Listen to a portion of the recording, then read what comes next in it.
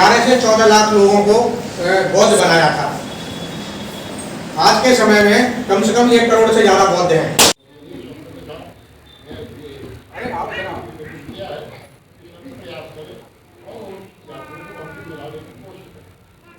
अरे खड़े हो जाओ यहाँ के, काहे परेशान हो? अच्छा, आज बुद्ध विहार में जो बाबा साहब का 130वां जन्मदिन है उसको किस तरीके से मनाया गया? ये आपके सामने हर्षोल्लास के साथ मनाया जा रहा है बाबा साहब का जन्मदिन, और ये 130वां जन्मदिन है। सरकार की गाइडलाइन के ध्यान में रखते हुए अब की बार पार्लियामेंट नहीं जा पा रहे। कितने लोग उपस्थित हुए? अब ये आपके सामने हैं कोई 50-60 लोग। तो जो सरकार ने गाइडलाइन दी है उसको फॉलो कर रहे हैं? जी जी जी, बिल्कुल बिल्कुल, मास्क लगे हुए हैं अधिकतर लोगों के। अगर कोरोना काल नहीं होता तो आप इस त्यौहार को किस तरीके से मनाते? बहुत ही और ही ज़्यादा धूमधाम से मनाया जाता, और हमारी यहाँ से बस पार्लियामेंट जाती थी और 26 अलीपुर रोड भी जाती थी, दलित प्रेरणा स्थल होते हुए तब घर आते थे। 70-72 साल हो गए कॉन्स्टिट्यूशन को बने हुए, लेकिन कॉन्स्टिट्यूशन की जो मेन मूल भावना है समता, समानता और न्याय, आज तक उस पर कोई भी खरा नहीं उतर पाया, जितनी भी सरकार आई। आखिर ये कब होगा? ये तो सरकार की बात है। बाबा साहब ने तो भारतीय संविधान बना के दे दिया, और उसमें 4 मूल तत्व दे दिए हैं: समता, बंधुत्व, स्वतंत्रता और न्याय। इनको सरकार माने न माने, बाबा साहब ने जब संविधान दिया था तो बाबा साहब ने क्लियर कहा, संविधान कितना भी अच्छा हो पर उसके मानने वाले सही नहीं हैं तो संविधान उतना ही बुरा होगा। संविधान कितना भी खराब क्यों ना हो और मानने वाले अच्छे हों तो संविधान वो उतना ही अच्छा होगा। तो अभी आपको क्या लगता है, संविधान मानने वाले बुरे हैं? जी बिल्कुल, संविधान के आधार से जब कार्य नहीं होता है तो उस पर विडंबना तो उत्पन्न होती है। एक बात और कही थी बाबा साहब ने कि मुझे पढ़े लिखे लोगों ने ही धोखा दिया। आज भी देखने को मिलता है कि जितने भी पढ़े लिखे व्यक्ति हैं वो संविधान की बात तो करते हैं, लेकिन साथ साथ उनकी मानसिकता भी अलग है। इसको कैसे चेंज करेंगे? बिल्कुल बिल्कुल, ये 100% सत्य है।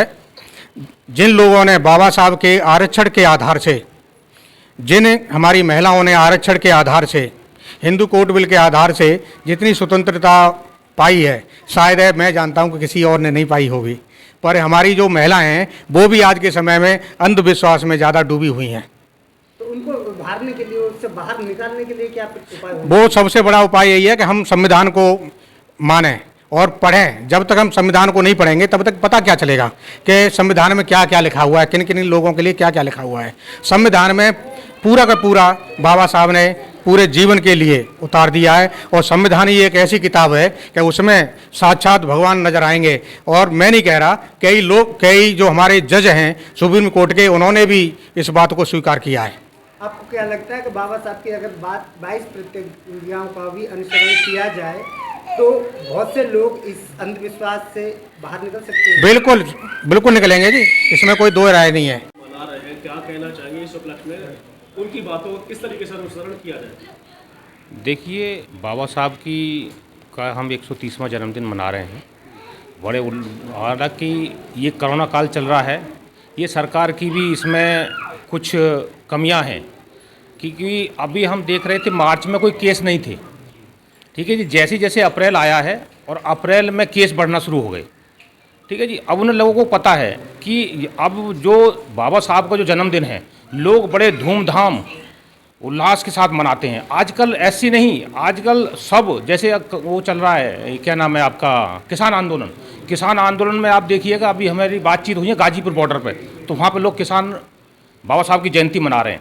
हर वर्ग, हर जाति, SC ST OBC इससे जुड़ रहा है। अब उन्होंने बाबा साहब को पहचाना है कि भाई जो भी कुछ है संविधान है। आज की सरकार को देखते हुए आज आज SC ST OBC उनको मालूम चला है कि जो भी हमें अधिकार दिए हैं इस यहाँ भारत में, जो स्वतंत्रता का या मानवता का या भाईचारे का, वो संविधान ने दिया है, वो डॉक्टर BR अम्बेडकर ने दिया है। तो हर आजकल SC ST OBC बड़े हर्ष उल्लास के साथ बाबा साहब को मान रहे हैं। आपका क्या मानना है कि ये जो महापुरुषों की, बहुजन महापुरुषों की जो जयंती आती है, इसी के कारण से इसको दबाने की कोशिश? यस बिल्कुल सर, यही तो है, यही कारण, ये कोरोना का कारण ही यही है। कोरोना को बढ़ाने का कारण ही यही है, क्योंकि आज बाबा साहब को SC ST OBC हर वर्ग मान रहा है। मुस्लिम वर्ग बड़े साफ से साफ मान रहा है। तो उन्होंने सोचा कि कैसे ना कैसे इसको धूमधाम से जो मनाते हैं इसको रोकने के लिए कोरोना को बढ़ाओ।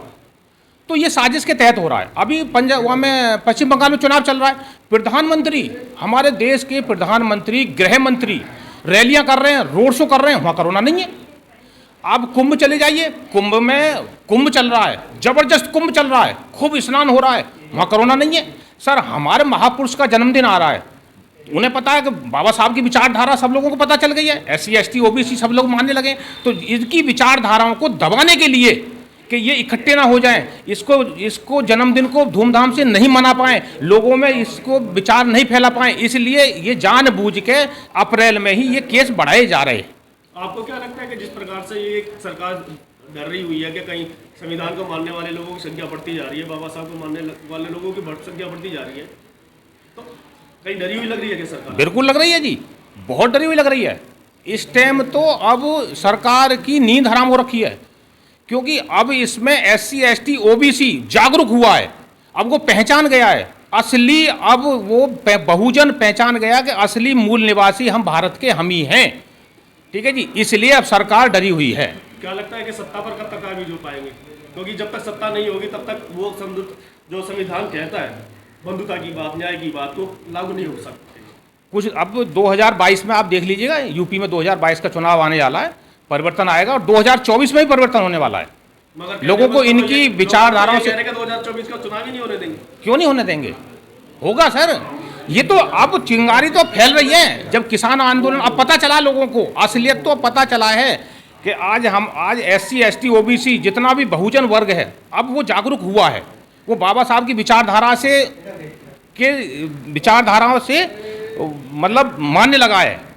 ठीक है सर, तो इसलिए हम 2024 में सब कुछ हो जाएगा। NCR करंट न्यूज़ को सब्सक्राइब करें और नोटिफिकेशन सबसे पहले पाने के लिए दबाएं बेल आइकॉन।